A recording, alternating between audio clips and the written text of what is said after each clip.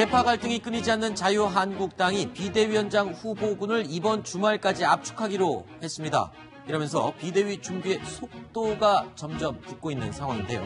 하지만 거론되는 인사들 가운데는 다소 의외의 인물들이 거론되고 눈길을 끌고 있습니다. 난파 위기의 한국당, 지금부터 그 내부를 몇 가지 짚어보겠습니다. 자, 이유종 기자.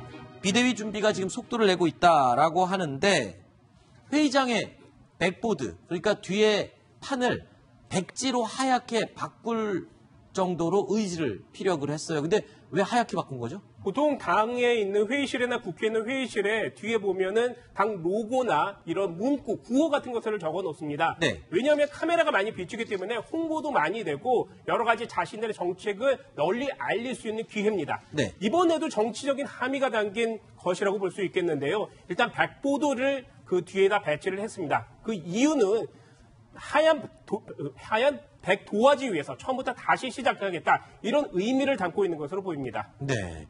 자, 그리고 지금 뭐 공모까지 대대적으로 전 국민에게 알리고 있습니다. 그러니까 비대위원들을 후보를 추천을 해달라, 그러면서 지금 공모에 나선 거죠. 네, 준비위원회가 지금 사실상 당 소속 의원들을 통해서 뭐 비대위원이나 비대위원장 이런 것들 후보군들도 추천을 받고 있습니다. 그 이외에도 당 홈페이지에 앞으로 8일까지 6일 동안 그 비대위원과 비대위원장 후보 추천을 받습니다.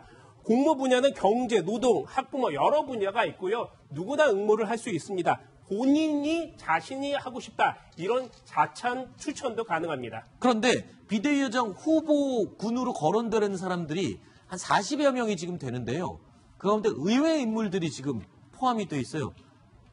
아니, 이국종 아주대 교수가 거론이 됐다라고 하고, 도울 김용옥 씨, 그리고 이 탄핵 결정을 발표했던 이정미 전 헌법재판관, 이들은 지금 뭐 이거 허락을 한 겁니까? 어떻습니까? 그러니까 이런 상황 자체를 이제 자유한국당이 상황 자체를 굉장히 무겁게 받아들이고 가야 되는데, 네. 지금 나오는 걸 봐서는 그냥 그 당사자들의 이름을 한 번씩 이렇게 거명하는, 뭔가 언론에 이제 조명을 받기 위한 그런 것처럼 비춰지는 움직임을 보이고 있기 때문에. 그럼 본인들과 어떤 동의를 얻거나 긍정적인 의사를 타진했거나 이런 과정이 없었던 거란 말씀이신가요? 그런 과정이 없었던 것으로 보이고, 그 비대위 준비위원들이 이제 회의 과정에서 네. 추천을 하고, 아니면 외부에서 누가 추천을 하고, 이래서 이런 사람도 하나의 후보군에 올라있다 정도를 이렇게 공개를 하는 건데, 네. 그러니까 사실은 정치인들도 아니고 저기 거론된 분들 입장에서도 이게 좀 기분이 그렇게 썩 좋지 않을 것 같고요. 네. 자유한국당이 제1야당인데 너무 이 가볍게 좀 이렇게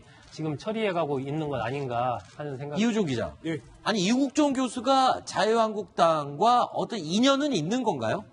뭐 딱히 인연이라고 볼 수 있는 것은 아닌데, 지난해 말에 이국종 교수가 항상 그 주장하는 외상진료센터의 어려움을 호소하는 자리가 있었는데, 네. 그게 국회에서 열린 적이 한번 있었습니다. 자유한국당 나경원 의원의 추천을 받아서 그 아하. 자리에서 그런 내용을 주장을 한 적은 있기는 하지만, 네. 자유한국당과 그렇게 크게 가깝거나 어떤 정치적인 성향을 여태까지 보여왔던 것은 아닙니다. 자, 그럼 말 나온 김에 당시 이국종 교수 그 국회에서 호소했던 목소리 한번 들어보실까요?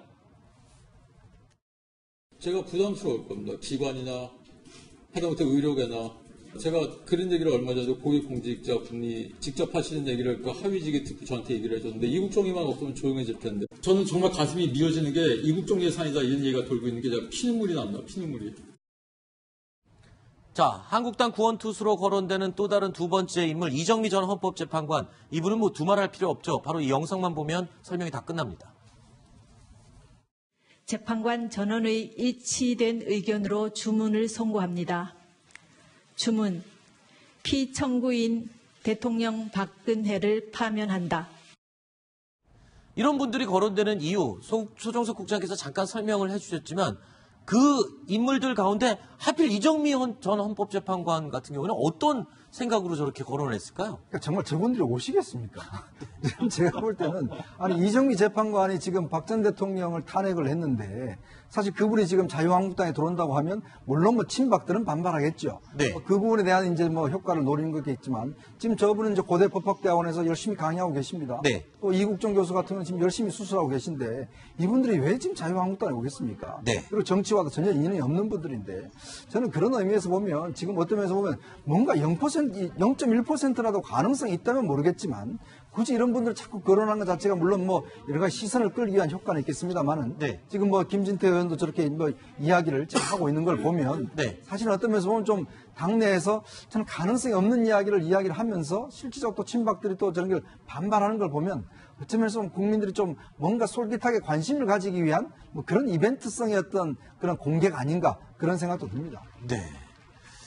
자, 지금 한국당이 난파 위기에 몰린 만큼 당을 구원할 수 있는 파격적인 인사가 필요한 건 분명한 것 같습니다. 하지만 외부에서 비대위원장을 영입해 올 때는요, 좀 어떤 설득력이 좀 있어야 되지 않을까요? 양지열 변호사님은 어떻게 보세요? 저 명단을 처음 봤었을 때 만약에 자유한국당 비대위 내준 위원장 명단이 아니라 후보 명단이 아니라 네. 언론사에서 연말에 한국 사회에 영향력 있는 30인 이렇게 뽑은 줄 알았어요, 저는. 그러니까 정말 어떤 개연성, 연관성 없이 일단 지금 뭔가 화제를 이끌을 원하는 그 인물들 다 거론한 건데 문제는 국민들이 봤었을 때 그런 거죠. 지난 지방선거의 참패 이후에 정말로 자유한국당이 어떻게 보면 당 내의 체질 개선이든 뭐가 됐든 새로운 이념을 찾든 뭐 아젠다를 찾든 그런 어떤 작업을 하고 있느냐 네. 아니면 비대위원장 한 사람 좀 그럴듯한 사람 앉혀가지고 그걸로 넘어갈 거 할 것이냐. 지금 인물도 거론되는 인물을 보면 후자 쪽에 더 가까운 생각하는 사람이 더 많지 않을까요? 네. 자, 그래서 물어봤어요. 안상수 지금 혁신 비대위 준비위원장을 맡고 있죠. 안상수 위원장한테 물어봤더니 왜 그럼 이국종 교수를 왜 언급을 한 거냐 했더니 이국종 교수는 비대위원 후보로 검토를 하고 있다. 당을 외과 수술한다는 상징적인 의미가 있다. 대한민국 외과 수술의 최고 권위자이기 때문에 당을 외과 수술하는데 상징적인 의미가 있다. 이걸 어떻게 이해될까요? 그러니까 자유한국당의 최근 움직임이 이제 국민들로부터 약간 희화적으로 받아들이는 거죠. 네. 그러니까 어떤 이 상황 자체를 지방선거의 패배 이후에 정말 이 상황을 뼛속 깊이 무겁게 받아들이면서 뭔가 정말 거듭나야 되겠다. 이러한 의지로 보여주는 것이 아니고 아까 이제 백보드 바꾼 거라든지 말장난에 너무 가깝지 않을까요? 외과 수술을 해야 되기 때문에 외과 수술 권위자가 그러니까 제가 말씀드린 대로 희화화되고 있는 그런 흐름이 있기 때문에 지금 부분에 대해서 국민들이 이제 진정성을 느끼지를 못한다라는 것이지. 그리고 저런 식으로 당사자들과 아무런 적이 없이 그냥 이름만 이렇게 언론에 공개하고 하는 것은 당사자들에 대해서도 결례고 국민들이 보기에도 전혀 모습이 좋지가 않은 모습입니다. 네. 물론 그만큼 절박하다라는 의미로 좋게 볼 수 있는 부분도 있습니다. 그런데 거론되고 있는 이 비대위원장 후보들을 놓고 일각에서 우려의 목소리와 비판적인 지적이 나오고 있는 건 어쩔 수 없죠. 이에 대해서 안상수 준비위원장이 이렇게 해명하고 반박을 했습니다. 한두 언론이긴 합니다만은 100% 실패할 거다 이렇게 그런 멘트를 해주셔서 뭐 걱정해 주셔서 감사하긴 한데 지금 뭐 임신도 안 했는데 사산할 거다 이렇게 얘기하는 것 같아서. 자, 그런데요. 그렇게 의외의 인물 외에도 현 한국당의 전신인 한나라당, 새누리당에서 활약했던 원로들도 거론이 되고 있습니다. 자, 어떤 인물들인지 하나씩 짚어보겠습니다. 지금 자유한국당의 구원투수로 이회창 전 총재가 거론이 됐어요. 그런데 정작 거론이 되자 본인이 예의가 없다면서 굉장히 불쾌하게 생각을 했다고요. 그렇죠. 사실 뭐 이회창 전 총재는 뭐 일단 지금 현재 자유한국당 계열의 정당에서 두 차례나 대선 후보로 이제 그 선거에 나셨던 분이고 또 어떤 면에서 보면 이제 YS 이후에 사실은 뭐 보수 야당이 이제 총재를 했지 않습니까? 근데 지금 이제 사실 이렇게 거론되는 이유는 뭐냐면 원래 사실 83세세요. 네. 이회창 전 총재가 네. 연세도 많으신데 문제는 유승민 의원의 어떤 멘토 역할을 하고 계시거든요. 그렇기 때문에 유승민 의원을 사실상 상당히 좀 후원해줬고 유승민 의원이 이제 이회창 전 총재 이야기를 하면 상당히 잘 듣는다고 합니다. 그래서 지금 이 거론된 이유는 뭐냐면 이번에 이제 비대위를 하면서 어떻게 하든지 간에 바른미래당의 유승민 전 대표를 좀 데리고 와야 되겠다. 함께 해야 되겠다. 이제 그런 차원에서 사실 이회창 전 총재를 좀 데리고 오면 아마 유승민 전 대표가 오지 않겠는가. 이제 그런 생각이 하는데 문제는 이렇게 당의 원로를 그렇게 아무 상의도 없이 언론에다 불쑥 이렇게 해놔놓고 뭐 본인은 보면 사실 이야기 들은 바도 없는데 네. 그런 것 자체가 좀 예의에 어긋난다는 것이죠. 네.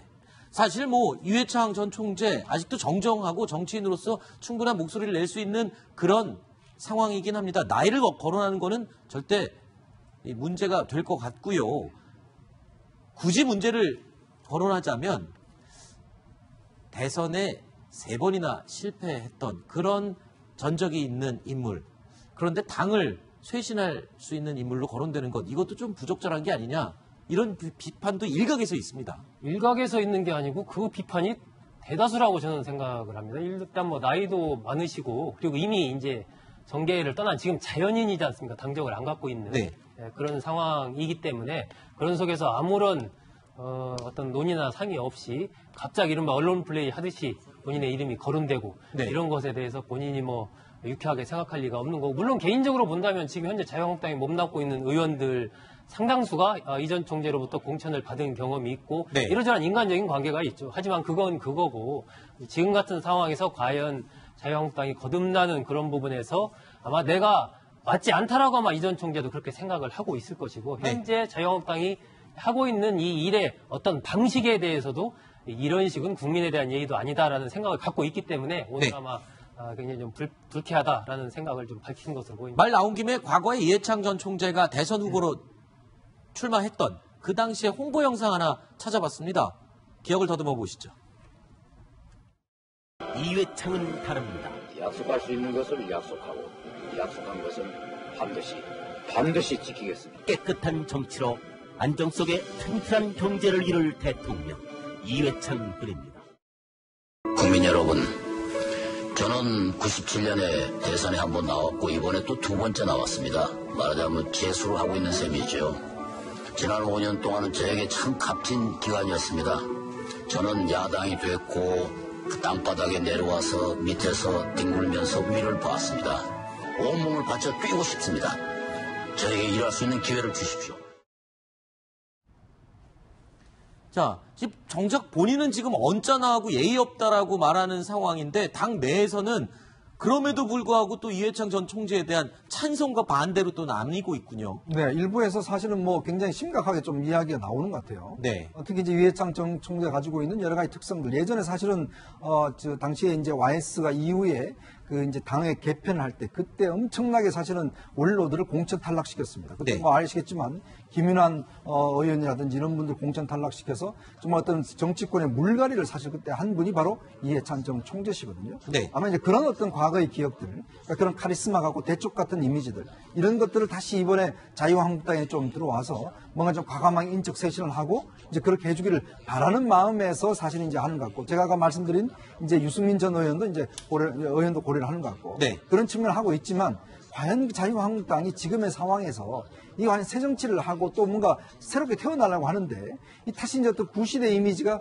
다시 더 씌워진다라면 이게 혁신이 되겠는가? 네. 이런 어떤 내부에서 이제 의문이 있는 것이죠. 그렇기 때문에 오히려 좀 패기 있고 젊고 또 그다음에 이런 어떤 인물, 새로운 시대에 맞는 이미지 이런 걸 내세워야 되는데 자꾸 과거로 회귀하는 게 아닌가? 이제 그런 측면에서는 상당히 부정적인 여론이 많습니다. 지금 이 상황을 지켜보는 김무성 의원도 SNS에다가 한마디 남겼어요. 뭐 어떤 내용으로 지금 일침을 남긴 겁니까? 그러니까 결국 이제 지금 당내에 이런 이야기에 대해서 이제 좀 제발 김성태 원내대표를 좀 흔들지 마라. 너무 흔들릴 결국에 당내 중심적으로 이제 이게 도저히 이끌어갈 수 있는 사람이 없다. 왜냐하면 지금 사실 원구성 협상이라든지 이런 것도 지금 전혀 이루어지고 있지 않는 상황이거든요. 그래서 일단 좀 김무성 전 대표 입장에서는 자신의 어떤 정계 은퇴 뭐 등등 요구를 하지만 일단 김성태 원내대표를 좀 흔들지 말고 좀 그 중심으로 한번 가자. 이런 제안을 하고 있습니다. 네. 자, 보시는 것처럼 여러 가지로 갈등이 산재해 있는 한국당. 그럼에도 불구하고 김성태 권한대행은 민주당 상황을 걱정하는 말을 해서 눈길을 또 모았습니다. 늘 집권당은 항상 대통령 권력에 너무 치중하고 또 대통령 권력만을 위한 그런 당 체제가 되길 희망합니다. 그렇게 되면은 수평적인 당청 관계가 이루어지지 못하고 곧 그런 부분들이 당내 갈등으로 연결되고 우리처럼 이렇게 위험해지고 망할 수도 있는 것이죠. 조심해야 될 부분입니다. 우리처럼 망할 수 있다. 이런 말을 했어요. 근데 지금 부엉이 모임을 가지고 그렇죠. 지금 이게 왜 지적을 하고 있는 이런 거죠? 이야기 나왔나 하면 어제 뭐 채널A가 보도를 했습니다만 네. 지금 이제 더불어민주당의 이제 당권 경쟁, 즉 전당대회를 하다 그렇죠. 보니까 거기서 사실은 이제 친문 의원들, 특히 이제 친문의 핵심 의원들이 만든 이 부엉이 모임이라는 게 있어요. 이게 뭐냐면 예전에 이제 그 부엉이파가 밤에 이제 활동을 하지 않습니까? 그러다 보니까 우리가 정말 24시간 문재인 대통령을 옆에서 지켜야 된다. 이런 의미에서 이제 부엉이 모임이라는 것은 오래전부터 모임을 결성을 했습니다. 여기 한 40명의 의원들이 지금 참여하고 있는데 문제는 이게 문제가 안 됐는데 그동안 이게 이제 전당대회가 있다 보니까 이 의원들이 요즘 새롭게 다시 만나고 있다고 그래요. 그러면 뭔가 앞으로 이제 당대표를 누구를 할 것이냐 이걸 가지고 이야기를 한다는 것이죠. 아마 아시겠지만 지난번 총선 때 진박 모임이라고 있었지 않습니까? 네, 네. 그러니까 자유한국당이 그것 때문에 사실 망했지 않습니까? 그러다 보니까 지금 이제 김성태 원내대표가 우리도 그렇게 망했는데 당신도 자기 부엉이 모임 하면 이게 또 곧 망하는 징조다. 이제 그런 면에서 일침을 하고 있는 것인데 물론 뭐 남의 당이 일침하는 건 좋지만 일단 자유한국당부터 먼저 좀 챙기셔야 될 것 같습니다. 알겠습니다.